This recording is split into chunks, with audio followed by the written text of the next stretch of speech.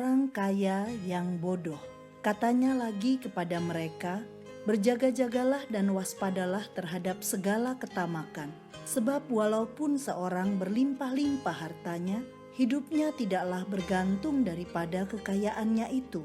Lukas 12 ayat 5. Sahabat Iktus, setiap orang ingin menjadi kaya. Untuk mencapai maksud itu, orang belajar dengan sungguh-sungguh dan bekerja dengan sungguh-sungguh, sehingga memperoleh hasil maksimal dalam kerja kerasnya.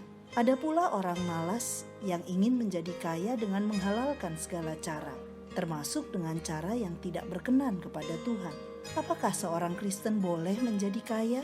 Ketika Tuhan Yesus sedang mengajar murid-muridnya, ada dari antara orang banyak yang meminta agar Yesus mengatakan kepada saudaranya untuk berbagi warisan dengannya.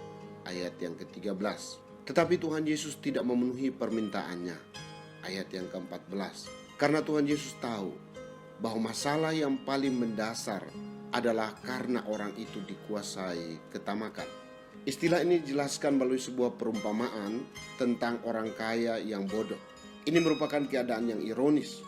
Biasanya orang kaya adalah orang yang pintar, tetapi kali ini ada orang kaya yang disebut bodoh. Mengapa? Ada 3 alasan. Yang pertama, karena ia menempatkan kekayaan sebagai tujuan hidup. Ayat 16 sampai ayat 18. Orang ini telah memiliki kekayaan, yaitu tanah yang berlimpah-limpah dan lumbung untuk menyimpan hasil tanahnya.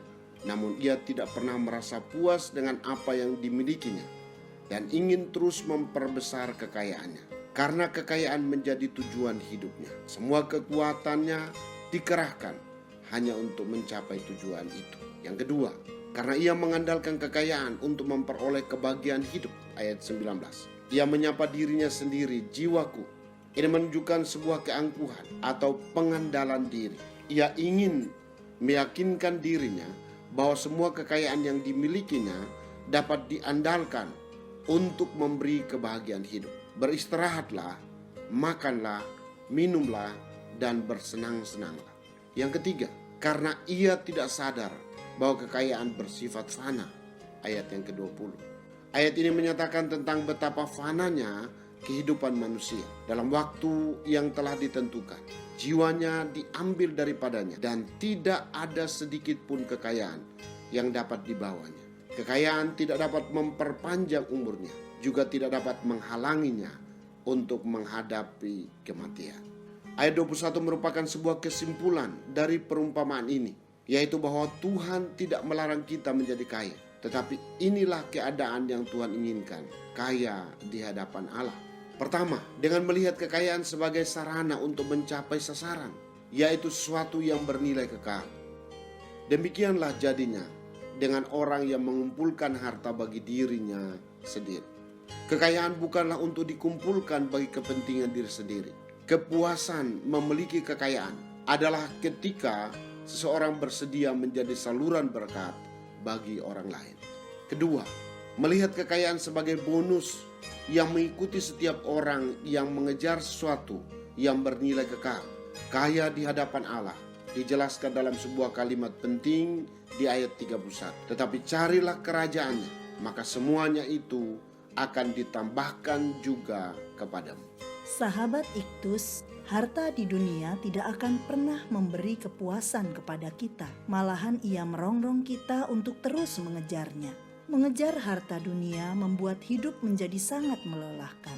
Sebaliknya, ketika kita mengejar harta surgawi, maka hidup kita melimpah dengan syukur kepada Tuhan. Hidup menjadi ringan karena kita dapat mensyukuri setiap kekayaan sekecil apapun yang ada pada kita saat ini. Di mana hartamu berada, disitulah hatimu berada.